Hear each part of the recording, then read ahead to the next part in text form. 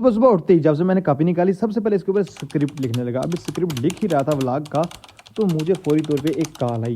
Call मैंने attend करने, तो मुझे कॉल अटेंड करते हुए एक मज़ेदार चीज़ पता चली कि ट्रैक्टर्स की कीमत दिन ब दिन बढ़ती जा रही है, क्योंकि जो 4x4 ट्रैक्टर है वो 46,000 65,000 का हो चुका है। इसलिए मैंने जल्दी अपना पुराना ट्रैक्टर को सेल करने का सोचा। तो ट्रैक्टर को निकाला, सबसे पहले इसके फीचर बताता हूँ, बाकी चीज़ें बाद के अंदर। तो ये हमारे पास ट्रैक्टर है 23 मॉडल, और इसके अंदर फीचर क्या है, मैक्सिमम हाइड्रो पावर 85 HP है। उसके बाद बैटरी जो 118 AH है। उसके बाद इसकी फुल टैंक है वो 108 लीटर है। इसका टोटल ओरिजिनल पैनल है। इसकी बैटरी A to Z सब ओरिजिनल है, और फ्रंट बैक छत बम्पर सब कुछ इसके साथ अवेलेबल है। A to Z आपके सामने कॉन्टैक्ट नंबर है, रब्ता कर सकते हैं।